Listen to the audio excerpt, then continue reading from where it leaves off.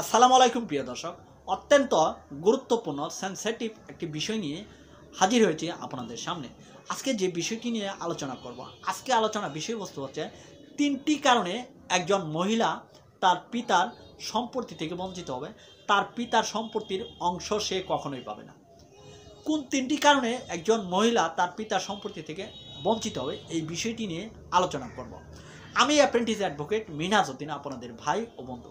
দেশ ও দেশের বাইরে যে যেখান থেকে যুক্ত আছেন আমার সাথে ইউটিউব অথবা ফেসবুকের মাধ্যমে, সকলকে মিনহাজ লিগ্যাল এইডের পক্ষ থেকে অভিনন্দন ও শুভেচ্ছা এবং সকলের সুস্বাস্থ্য কামনা করে শুরু করছি আজকের নতুন পর্বের নতুন টপিক আলোচনা। দর্শক, আজকের আলোচনা অত্যন্ত ইনফরমেটিভ। আজকে আলোচনা করব একজন মহিলা 3টি কারণে তার পিতার সম্পত্তি থেকে বঞ্চিত হবে, কখনোই তিনি তার পিতার সম্পত্তির অংশ পাবে না। যদিও একজন মহিলা অংশীদার হিসেবে সম্পত্তির অংশ পেয়ে থাকে, কোরআনিক অংশীদার হয়ে থাকে, কোরআনিক অংশীদার হলেও তিনি 3টি কারণে তার পিতার সম্পত্তি থেকে বঞ্চিত হচ্ছে। প্রিয় দর্শক, এই সম্পর্কে বিস্তারিত ধারণা জানতে হলেই ভিডিওটি সম্পূর্ণ দেখতে হবে। ভিডিওটি দেখে ভালো লাগলে চ্যানেলটি সাবস্ক্রাইব করবেন, পাশে থাকবেন, পাশের বেল বাটনটি অন করে রাখবেন, যেন পরবর্তীতে এমন আইন বিষয়ক ভিডিওগুলো আপনি দেখে নিতে পারেন। এবং কি আপনি যদি ফেসবুক থেকে আমার এই ভিডিওটি দেখেন তাহলে প্রোফাইলটি ফলো করে রাখবেন, যেন ফেসবুক প্রোফাইল থেকে এমন আইন বিষয়ক ভিডিওগুলো দেখে নিতে পারেন।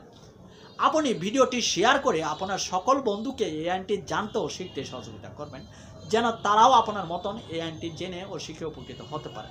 প্রিয় দর্শক, একজন মহিলা 3টি কারণে তার পিতার সম্পত্তি থেকে বঞ্চিত হবে, 3টি কারণে তিনি তার পিতার অংশ পাবে না।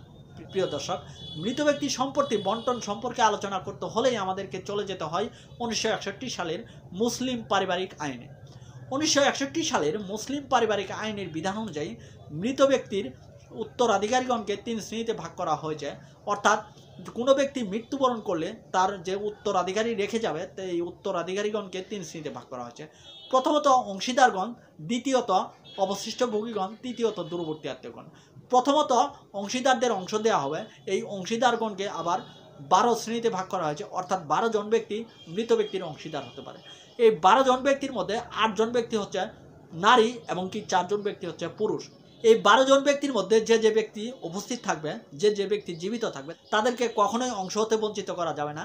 তাদের অংশ দেওয়ার পর যদি কোনো সম্পত্তি থাকে, সেই সম্পত্তি অবশিষ্ট ভোগী হিসেবে অবশিষ্ট ভোগীগণ পাবে। প্রিয় দর্শক, একজন মৃত ব্যক্তির সম্পত্তিতে একজন নারী বিভিন্ন সময় বিভিন্ন রূপে বিভিন্ন অংশের সম্পত্তির অংশ পেয়ে থাকে। একজন মৃত ব্যক্তির সম্পত্তিতে একজন নারী কন্যা হিসেবে সম্পত্তির অংশ পায়, মাতা হিসেবে সম্পত্তির অংশ পায়, স্ত্রী হিসেবে সম্পত্তির অংশ পায়। কন্যা হিসেবে একজন মৃত ব্যক্তির সম্পত্তিতে একজন নারী 3 ভাবে অংশ পায়। স্ত্রী হিসেবে একজন মৃত ব্যক্তির সম্পত্তিতে একজন নারী 3 ভাবে অংশ পায়। মা হিসেবে একজন মৃত ব্যক্তির সম্পত্তিতে একজন নারী 2 ভাবে অংশ পায়। কন্যা হিসেবে একজন নারী মৃত ব্যক্তির সম্পত্তিতে 3 ভাবে অংশ পায়। তার মধ্যে কোনো ব্যক্তি যদি মৃত্যুবরণ করার সময় কোনো সন্তানাদি না রেখে একটি মাত্র কন্যা সন্তান রেখে মারা যায়, তাহলে ওই মৃত ব্যক্তির মোট সম্পত্তির অর্ধেক অংশ ওই কন্যা অংশীদার হিসেবে পাবে।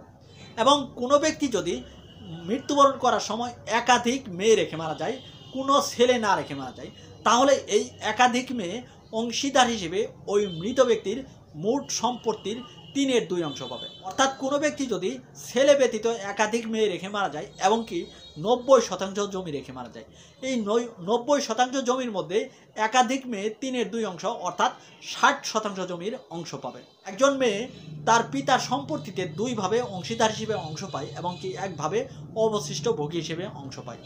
যখন কোনো ব্যক্তি মৃত্যুবরণ করার সময় ছেলে মেয়ে উভয় রেখে মারা যায়, তখন মেয়ে ছেলের সাথে অবশিষ্ট ভোগী হিসেবে অংশ পায়।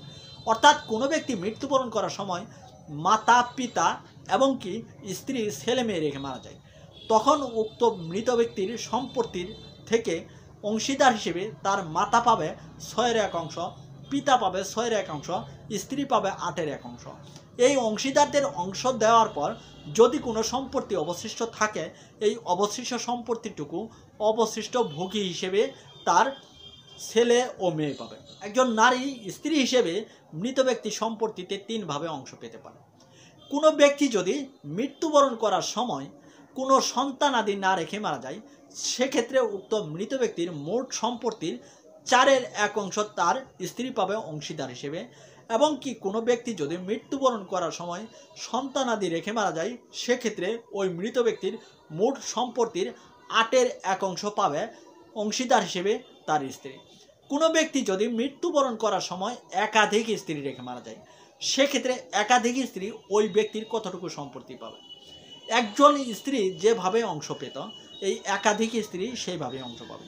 যেমন কোনো ব্যক্তি মৃত্যুবরণ করার সময় যদি 80% জমি রেখে মারা যায় এবং কি একটি মাত্র স্ত্রী সন্তানাদি রেখে মারা যায়, সেক্ষেত্রে ওই মৃত ব্যক্তির 80% জমির মধ্যে 10% জমি তার একজন স্ত্রী পাবে।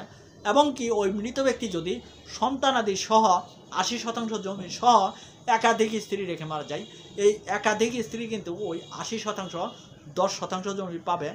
দুজন স্ত্রী থাকলে 5% করে পাবে, তিনজন স্ত্রী থাকলে 3% 33.33 করে পাবে। প্রিয় দর্শক, কোনো নারী যখন মা হিসেবে সম্পত্তির অংশ পায়, তখন তিনি দুইভাবে ছেলের সম্পত্তির অংশীদার হয়। যেমন কোনো ব্যক্তি মৃত্যুবরণ করার সময় তার মাতা এবং কি সন্তানাদি রেখে মারা যায়, সেক্ষেত্রে মাতা তার ছেলের সম্পত্তির 6/1 পাবে অংশীদার হিসেবে। এবং কি কোনো ব্যক্তি যদি মৃত্যুবরণ করার সময় সন্তানাদি না রেখে মারা যায়, সেক্ষেত্রে মাতা পাবে 3/1 অংশীদার হিসেবে। যেমন করি মৃত্যুবরণ করার সময় স্ত্রী, ছেলে, মেয়ে এবং কি পিতা মাতা রেখে মারা গেল, সেক্ষেত্রে স্ত্রী পাচ্ছে 8/1, মাতা পাচ্ছে 6/1, পিতা পাচ্ছে 6/1, ছেলে মেয়ে পাবে অবশিষ্ট ভোগ হিসেবে। আবার কোনো ব্যক্তি যদি মৃত্যুবরণ করার সময় কোনো সন্তানাদি না রেখে স্ত্রী, মাতা, পিতা রেখে মারা যায়, সেক্ষেত্রে স্ত্রী পাচ্ছে 4/1, মাতা পাচ্ছে 3/1। এই স্ত্রী এবং মাতা এই দুজনকে দেওয়ার পর যে সম্পত্তিটুকু থাকবে, তার সমস্ত সম্পত্তি তার পিতা পাবে। তার ভাই থাকলে তার ভাই বঞ্চিত হবে তার পিতা থাকার কারণে। প্রিয় দর্শক, আলোচনা হচ্ছে যে একজন মৃত ব্যক্তির সম্পত্তিতে একজন নারী 3টি কারণে সম্পত্তির অংশ পাবে না। যখন কোনো নারী পিতার আগে মৃত্যুবরণ করে, সেক্ষেত্রে উক্ত নারী পিতার সম্পত্তির অংশ পাবে না। সেই মৃত্যুবরণটা হতে হবে 1961 সালের 15 জুলাইয়ের আগে। অর্থাৎ 1961 সালের 15 জুলাই যে মুসলিম পারিবারিক আইনটি পাশ হয়েছে, এর আগে কিন্তু যদি কোনো ব্যক্তি পিতার আগে মৃত্যুবরণ করত, তাহলে সেই ব্যক্তি কিন্তু পিতার সম্পত্তির অংশ পেত না। তাই কোনো নারী যদি 1961 সালের 15 জুলাই মুসলিম পারিবারিক আইন কার্যকর হওয়ার পূর্বে মৃত্যুবরণ করে, সেক্ষেত্রে কিন্তু সে তার পিতার সম্পত্তির অংশ পাবে না। 1961 সালের মুসলিম পারিবারিক আইন কার্যকর হওয়ার পর যদি কোনো ব্যক্তি মৃত্যুবরণ করে, কোনো নারী মৃত্যুবরণ করে, সেক্ষেত্রে কিন্তু তিনি তার পিতার সম্পত্তির অংশ পাবে। দ্বিতীয়ত যে কারণে একজন নারী তার পিতার সম্পত্তির অংশ পাবে না, কোনোভাবেই পাবে না, সেটি হচ্ছে কোনো নারী যদি কোনো সন্তানাদি না রেখে মারা যায়। যেমন কোনো নারী যদি অবিবাহিত অবস্থায় মারা যায়, সেক্ষেত্রে কিন্তু তিনি তার পিতার সম্পত্তির অংশ পাবে না, কেননা তার অংশ নেওয়ার মতো কোনো লোক নেই। এবং কি কোনো ব্যক্তি যদি তার মেয়েকে বিবাহ দেওয়ার পর তার মেয়ে সন্তানাদি ছাড়া মৃত্যুবরণ করে, কোনো সন্তানাদি যদি না থাকে, সেক্ষেত্রে উক্ত নারী কিন্তু কোনো সম্পত্তি পাবে না। যদিও স্ত্রীর সম্পত্তিতে তার স্বামী অংশ পায়, এই ক্ষেত্রে সন্তানাদি না থাকার কারণে স্ত্রী তার পিতার সম্পত্তির অংশীদার হলো না, যার কারণে তার স্বামীও তার পিতার সম্পত্তির, তার শ্বশুরের সম্পত্তির অংশ পাবে না। কোনো নারী যদি মৃত্যুবরণ করার সময় সন্তানাদি রেখে মারা যায়, তাহলে উক্ত নারী তার পিতার সম্পত্তির স্থলাভিষিক্ত হয়।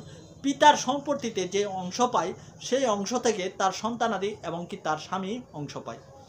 অর্থাৎ কোনো নারী মৃত্যুবরণ করার সময় যদি সন্তানাদি রেখে মারা যায়, সেক্ষেত্রে তিনি তার পিতার অংশ পায়। আর সন্তানাদি না রেখে মারা গেলে তার স্বামী তার শ্বশুর বাড়ি গিয়ে তার স্ত্রীর সম্পত্তি দাবি করতে পারবে না। প্রিয় দর্শক, তৃতীয় নম্বরে যে কারণে একজন নারী তার পিতার সম্পত্তির অংশ পাবে না, যদি কোনো ব্যক্তি জীবিত থাকা অবস্থায় তার অন্যান্য ছেলে মেয়েকে সম্পত্তি লিখে দেয়, অথবা তার সম্পত্তি অথবা তার সমস্ত সম্পত্তি অন্য কোনো ব্যক্তিকে হেবা করে দেয়, অথবা তার সমস্ত সম্পত্তি অন্য কোনো ব্যক্তিকে দলিল করে দেয়, বিক্রি করে দেয়, ছাপকলা করে দেয়, সেক্ষেত্রে কিন্তু উক্ত নারী তার পিতার সম্পত্তি থেকে বঞ্চিত হবে।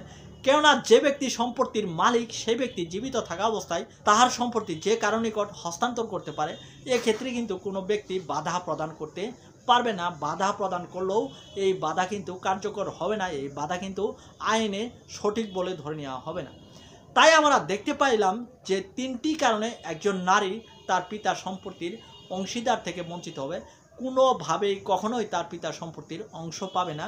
যদি কোনো নারী 1961 সালের 15 জুলাই মুসলিম পারিবারিক আইন কার্যকর হওয়ার পূর্বে পিতার আগে মৃত্যুবরণ করে, যদি কোনো নারী সন্তানাদি ব্যতীত মৃত্যুবরণ করে, যদি কোনো নারীকে বঞ্চিত করে তার পিতা ও সমস্ত সম্পত্তি অন্য কোনো ভাই বোনদের নিকট, অন্য কোনো ব্যক্তির নিকট, অন্য কোনো প্রতিবেশীর নিকট হস্তান্তর করে অথবা দান করে দেয়, এই সকল ক্ষেত্রে কিন্তু একজন নারী তার পিতার সম্পত্তি থেকে বঞ্চিত হবে। প্রিয় দর্শক, আজকের এই পর্বটি এই পর্যন্তই ছিল। পরবর্তীতে দেখা করব নতুন কোনো পর্বে, নতুন কোনো টপিক আলোচনা করার সময়। সেই পর্যন্ত ভালো থাকবেন, সুস্থ থাকবেন, সুন্দর থাকবেন।